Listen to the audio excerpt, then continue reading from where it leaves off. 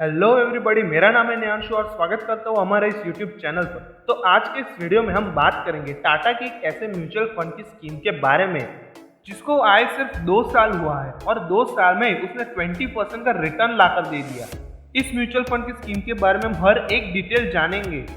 इस mutual fund में कितना रिस्क है, कौन कौन इसके फंड मैनेजर्स, उनका एक्सपीरियंस क्या है, उसके बाद इस म्यूचुअल फंड की स्कीम ने कितने रिटर्न्स लाकर दिए हैं हम वो भी जानेंगे। तो इस वीडियो के अंत तक जरूर बने रहिएगा क्योंकि मैं आपको अंत में एक सजेशन भी देने वाला हूँ। तो चलिए अब एक भी मिनट गवाए बिना लेट्स स्टार्ट द वीडियो।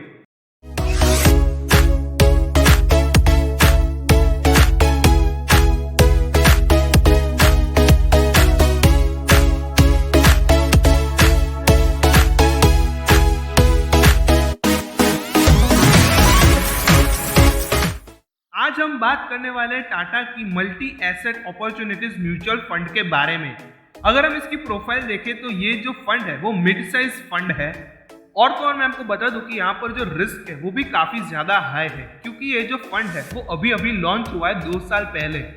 ये फंड 4 मार्च 2022 को लॉन्च हुआ था, तो इसकी वजह से हमारे पास जो डिटेल्स है वो उतनी ज्यादा नहीं है। लेकिन अब हम बात कर लेते हैं एडवांटेजेस के बारे में। अगर आप इस म्यूचुअल फंड की स्कीम में इन्वेस्ट करते हो तो यहाँ पर जो आपका एक्सपेंस रेशियो है वो 0.50% आपको पे करना पड़ता है, जो कि काफी लेस है अगर हम दूसरे म्यूचुअल फंड की स्कीम के साथ कंपेयर करें तो। यहाँ पर आप मिनिमम लमसम अमाउंट 5,000 रुपए के साथ शुरुआत कर सकते हो और यहाँ पर मिनिमम SIP में हमें जो डेटा है वो नहीं मिला। लेकिन अगर हम most of other mutual fund की स्कीम्स देखें तो वहाँ पर हमें 500 रुपए का मिनिमम SIP मिल जाता है। तब वो अजम्पशन करके यहाँ पर 500 रुपए मिनिमम SIP कर सकते हैं। यहाँ पर जो आपको एग्जिट लोड है वो 1% देना होगा। चलिए हमने बात कर ली एडवांटेजेस के बारे में, प्रोफाइल के बारे में, लेकिन अब हम लिमिटेशंस जान लेते हैं इस म्यूचुअल फंड की स्कीम के। इस म्यूचुअल फंड की स्कीम का सिर्फ एक ही लिमिटेशन है, एक ही डिसएडवांटेज है और वो है कि ये जो स्कीम है वो नई है, यानी कि इसे आए सिर्फ 2 साल ही हुए हैं। 4 मार्च 2022 को इसको लॉन्च किया गया और हम 2 साल के बाद इसमें इन्वेस्ट करने का सोच रहे हैं। सो इसका यही एक डिसएडवांटेज निकल कर आता है। चलिए अब बात कर लेते हैं टैक्स इम्प्लीकेशंस की। अगर आप अपना इन्वेस्टमेंट 1 साल से पहले ही विड्रॉ कर लेते हो तो आपको short term capital gain tax 15% का देना होगा और अगर आप जो अपनी इन्वेस्टमेंट है वो 1 साल के बाद विड्रॉ करते हो और आपकी जो गेनिंग अमाउंट है वो 1 लाख से ज्यादा है तो आपको 10% का long term capital gain tax देना होगा। चलिए अब बात कर लेते हैं फंड मैनेजर्स के बारे में और उनके एक्सपीरियंस के बारे में। पहले है राहुल सिंह जिनका एक्सपीरियंस है 23 साल का, दूसरे है मूर्ति नागार्जुन जिनका एक्सपीरियंस है 19 साल का और तीसरे है शैलेश जैन जिनका एक्सपीरियंस अभी भी नन है। यानी कि आप कह सकते हो कि जो 2 फंड मैनेजर्स है वो काफी एक्सपीरियंस वाले हैं और जो तीसरे फंड मैनेजर है वो नए है, फ्रेशर है। चलिए अब बात कर लेते हैं रिटर्न्स के बारे में। इसने 1 साल में रिटर्न 4.43% लाकर दिया और अगर हम इसके 3 या 5 साल के रिटर्न्स देखेंगे तो वो हमें सेम ही मिलेंगे क्योंकि ये जो स्कीम है वो 2 साल पहले ही लॉन्च की गई थी। तो इसका जो मैक्सिमम रिटर्न है वो इसने हमें 20.06% लाकर दिया है, यानी कि सिर्फ 2 साल के अंदर अंदर इसने 20% का हमें रिटर्न्स लाकर दे दिया, जो कि काफ़ी अच्छी बात है। कैलकुलेशन की तरफ बढ़ने से पहले मैं आपको वो सजेशन दे देता हूँ। ये म्यूचुअल फंड की स्कीम 2 साल पहले ही लॉन्च हुई है तो यहाँ पर जो रिस्क है वो काफ़ी ज़्यादा है।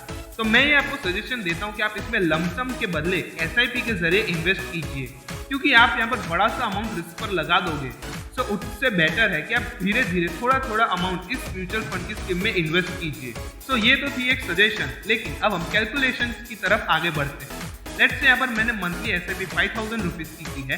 रिटर्न्स यहाँ पर मैंने ओवरऑल एवरेज निकालकर 12% रखा है और टाइम यहाँ पर मैंने 30 ईयर्स का रखा है। आप चाहे तो यहाँ पर टाइम को जो है वो थोड़ा कम भी कर सकते हो। तो यहाँ पर जो मेरी फाइनल अमाउंट बन जाती है वो हो जाती है 1.76 करोड़ की। याद रखिए कि यहाँ पर जो टैक्स है वो डिडक्ट नहीं हुआ है। यहाँ पर आपको 10% का long term capital gain tax पे करना होगा।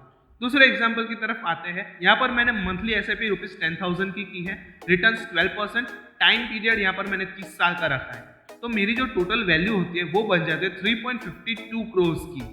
यहाँ पर भी जो टैक्स है वो डिडक्ट नहीं हुआ है, सो आप उसके अकॉर्डिंग कैलकुलेशन कर सकते हो।